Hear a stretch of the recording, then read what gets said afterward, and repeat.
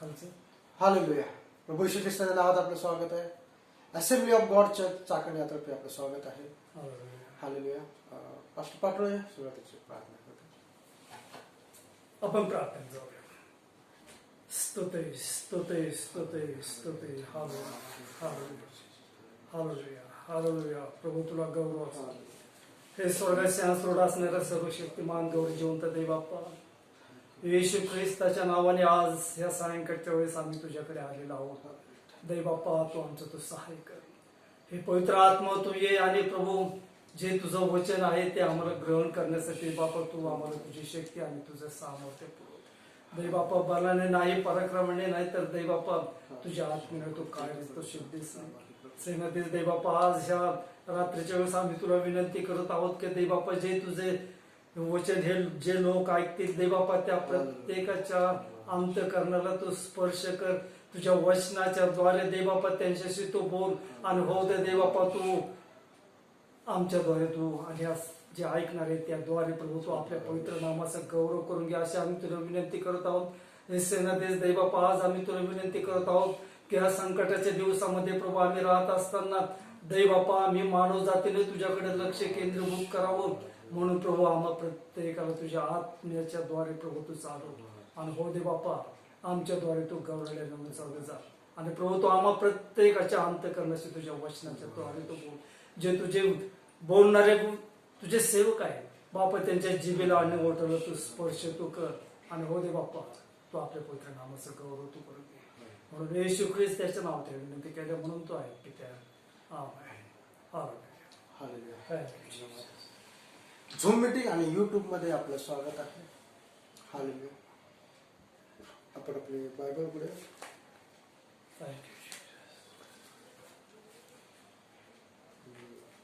प्रकटीकरणाचं पुस्तक त्याचे 19 आहे 7 आणि 8 वचन पास्टर पाटोळे वाचते. प्रकटीकरण 19 अध्याय 7 आणि 8.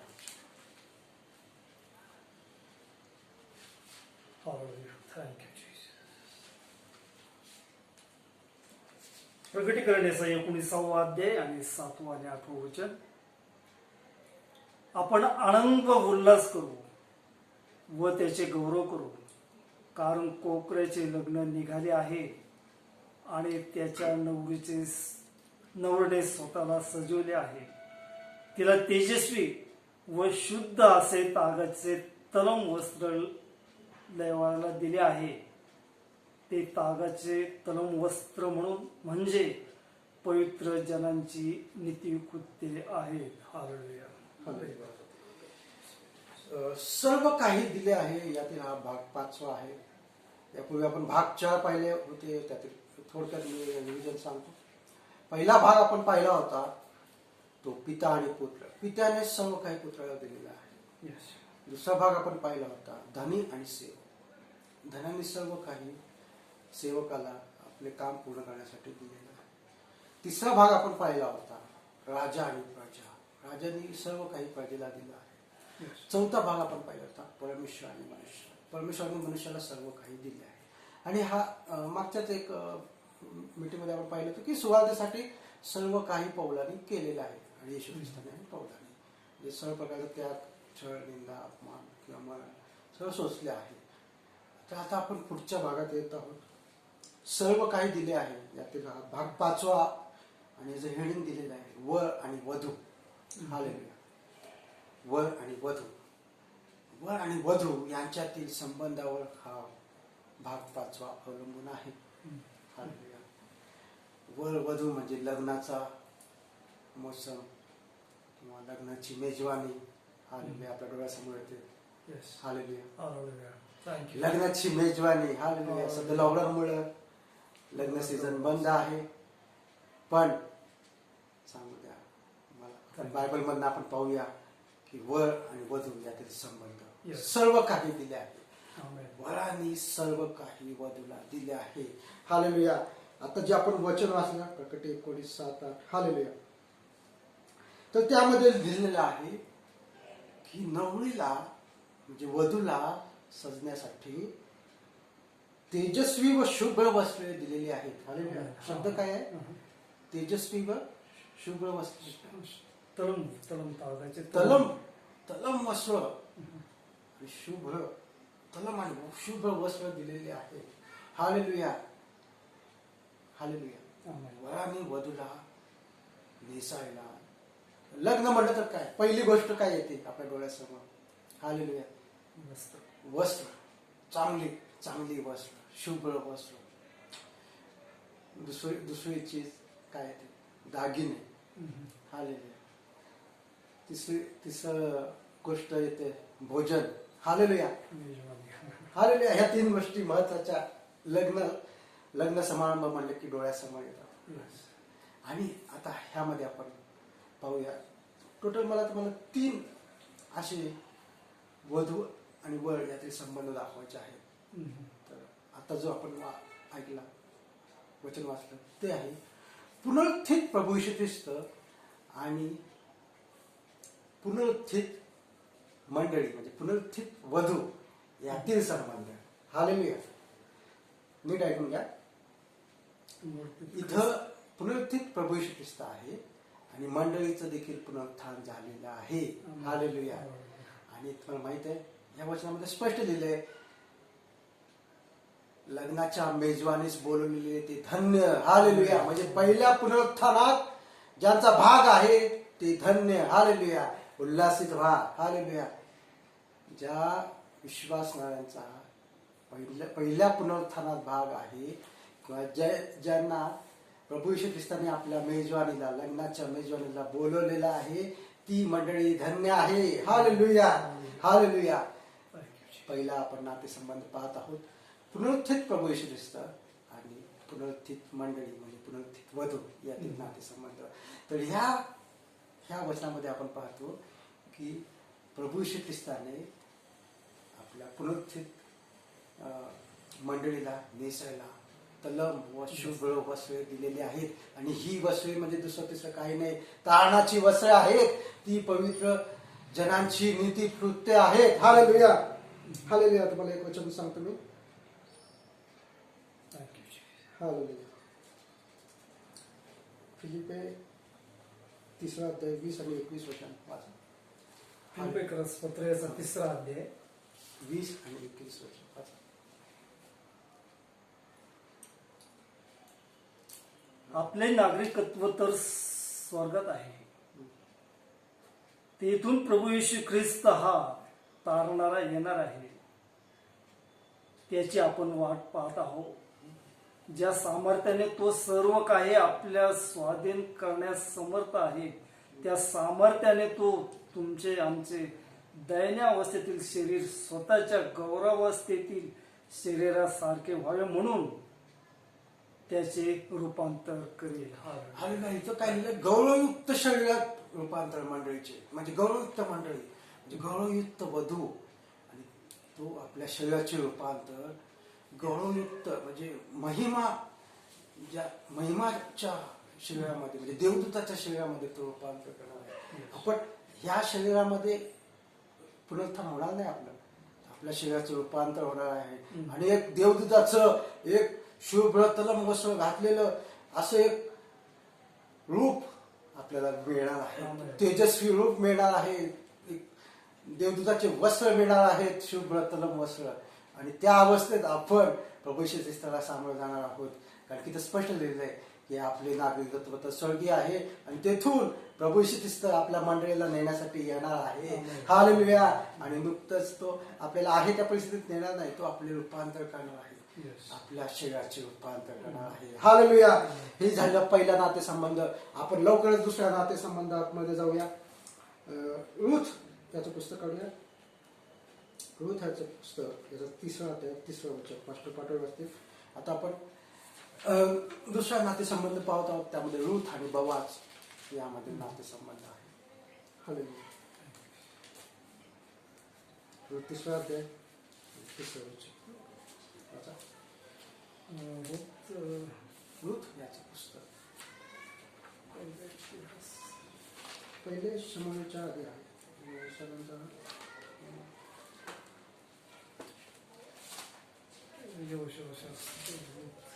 सापडलं का? रूत याचा 3रा अध्याय 3रं वचन.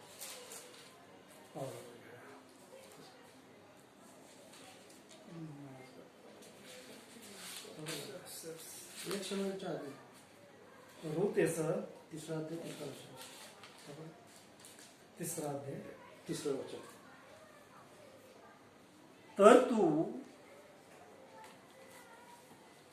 नाहून माखून कर व चांगली वस्त्र लिहून खळ्यात जा, पण त्याचे खाणे पिणे होईपर्यंत त्याच्या नजरेस पडू नको. हालेलुया. नाहून आता आपण दुसऱ्या पॉईंटकडे आलेलो आहोत. त्यामध्ये रूथ आणि बोआज यातील संबंधावरती.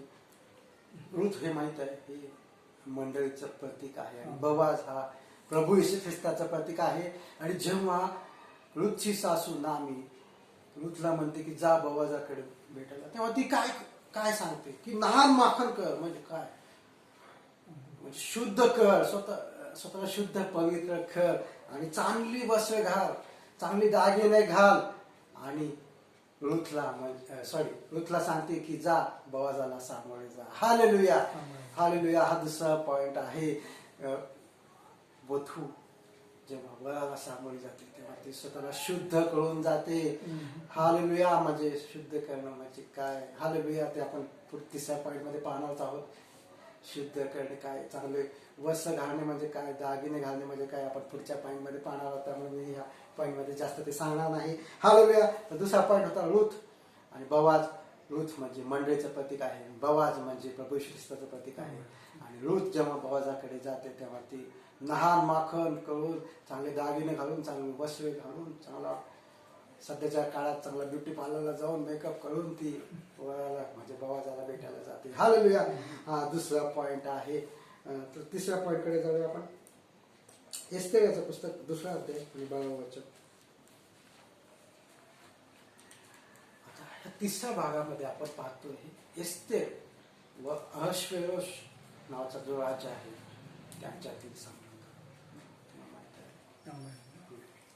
जेव्हा अहश्वेरोश राजाने आपल्या वधूसाठी कुमारींना बोलवलं आणि त्यांना एक विशिष्ट ठिकाणी ठेवलं आणि त्यांना सांगितलं की 12 महिन्यापर्यंत तुम्ही स्वतःला शुद्ध करा, तुम्ही स्वतःला चांगल्या शरीराची शुद्धी करा. हालेलुया. एस्तेर किती? एस्तेरचं पुस्तक याचं 2रा अध्याय 12वं वचन.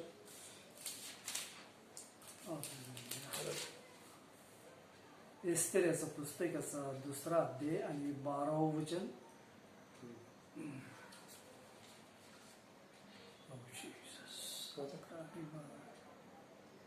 स्त्रिया संबंधाच्या ठरवलेल्या नियमाप्रमाणे 12 महिन्यापर्यंत सर्व काही उपचार झाल्यावर एका कुमारीची अश्वरोष राजाकडे जाण्याची पाळी आली.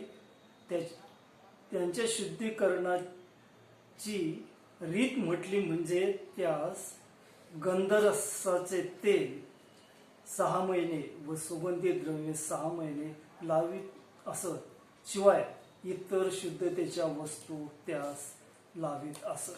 हालेलुया. आता मला तुम्हाला सांगू द्या, मागच्या पॉईंटमध्ये जे गोष्टी मी सांगितल्या ना ते या पॉईंटमध्ये मी सांगणार आहे.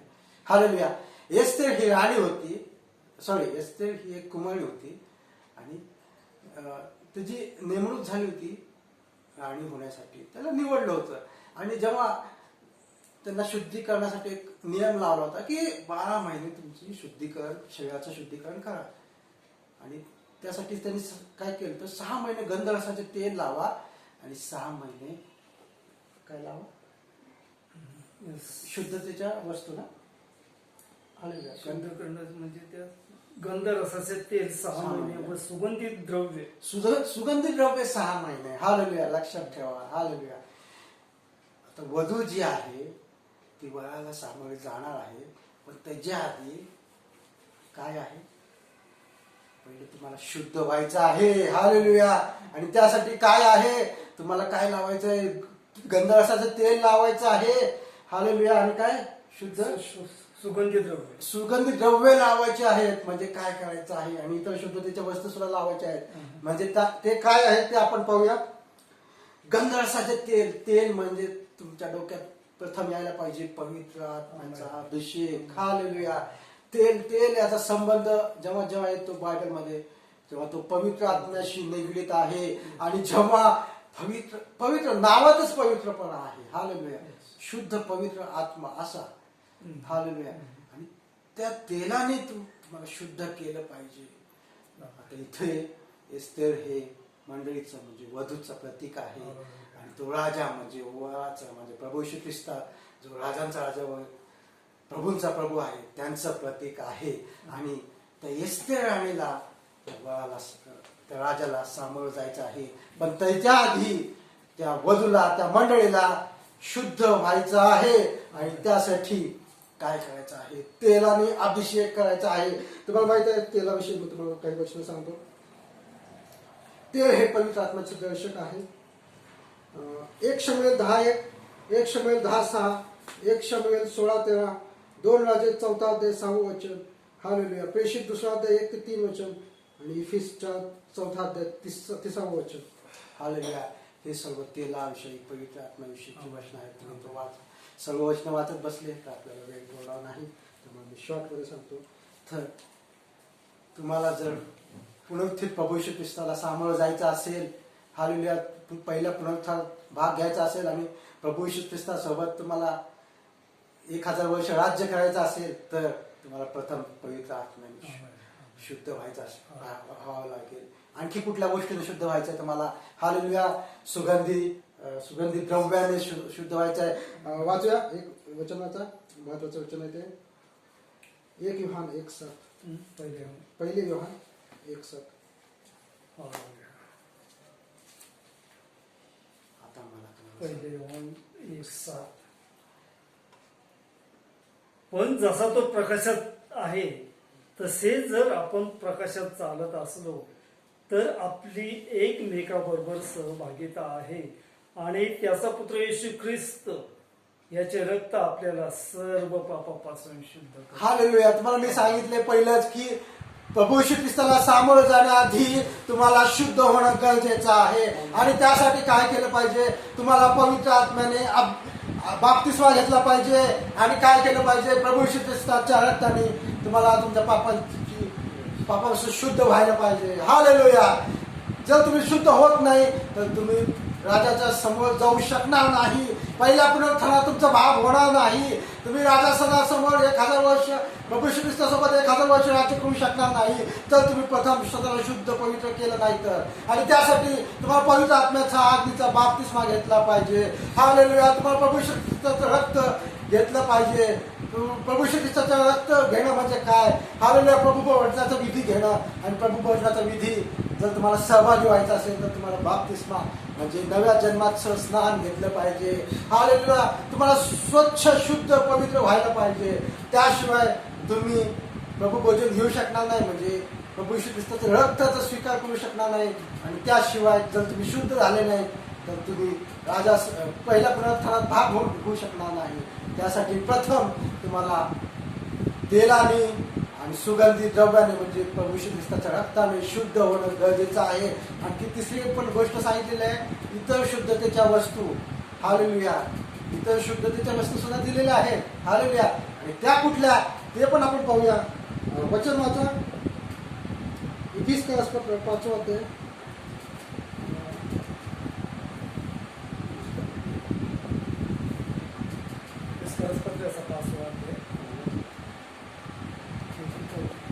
26-27.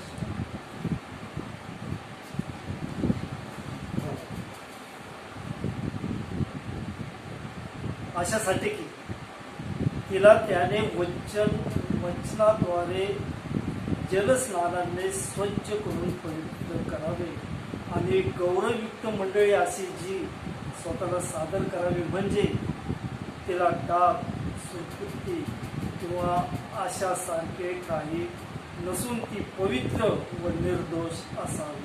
इतर शुद्धतेच्या वस्तू म्हणजे काय. वचन रूपी जलस्नानाने शुद्ध होणे. हालेलुया. हे जे वचन आहे बायबल मधील त्याद्वारे देखील आपलं शुद्धीकरण होत आहे. हालेलुया. 3 गोष्टी मी सांगितल्या शुद्धीकरणाच्या. पहिलं पवित्र आत्म्याचं तेलाचा अभिषेक. दुसरी गोष्ट सांगितली प्रभू येशू ख्रिस्ताचं रक्त म्हणजे बाप्तिस्मा घेणं, प्रभू भोजनाचा विधी, ह्या गोष्टी सांगितल्या. आणि तिसरी म्हणजे देवाचं वचन, त्याद्वारे आपल्याला शुद्ध व्हायचं. म्हणजे काय, जेव्हा ह्या आपण 3 गोष्टीने स्वतःला शुद्ध करू येते आणि सारखं, तर तेव्हा आपण काय होऊ, डाग व सुलकुती नसलेली मंडळी, डाग व सुलकुती म्हणजे कुठलेही दोष, पाप, अपराध, दोष नसलेली अशी मंडळी, अशी ख्रिस्तासमोर सादर केली जाऊ. गौरवयुक्त मंडळी असं तिचं नाव आहे. हालेलुया. मला या एस्तर राणीच्या 3ऱ्या भागातून मला हेच सांगायचं होतं. आता लवकरच आपण 4थ्या भागाकडे जाऊया. हालेलुया. आता मला सांगितलं उत्पत्तीच्या पुस्तकात आपण उत्पत्तीच्या पुस्तकात 24 अध्याय 24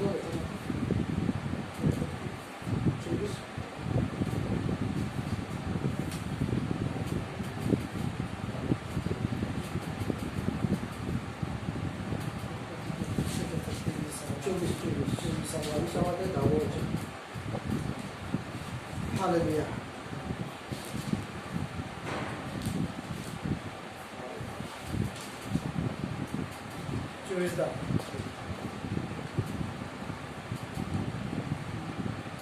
मग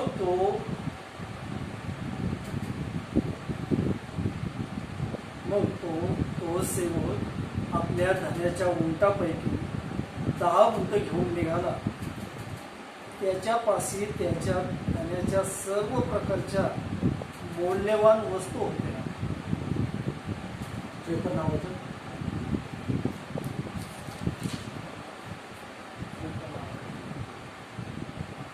मग त्या सेवकाने सोन्या रुपयाचे दागिने व वस्त्र काढून रिबेकाला दिली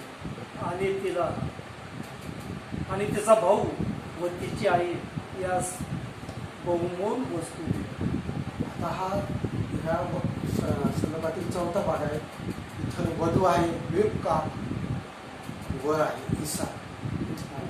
रिबका ही मंडळीचं प्रतीक आहे आणि इसाक हा प्रभू येशू ख्रिस्ताचं प्रतीक आहे. आणि जेव्हा इसाकाला वधू बघण्यासाठी एलियाजर याजकाला पाठवलं अब्रामाने, तेव्हा त्यांनी त्याला रिकामा नव्हतं पाठवलं. 10 उंट त्याला पाठवले होते. एका उंटवर एलियाजर याजक स्वतः बसला होता आणि 9 उंटावर काय होतं, सोन्या रुपयाचे दागिने व मौल्यवान रत्ने आणि वस्त्रे होती. हालेलुया. मला तुम्हाला सांगू द्या, 10 उंट होती. 10. एका उंटावर एलियाजर याजक बसला होता. राहिले 9 उंटावरती काय होतं, मौल्यवान रत्ने, सोन्याचा चांदीचे दागिने, मौल्यवान वस्त्रे, इतके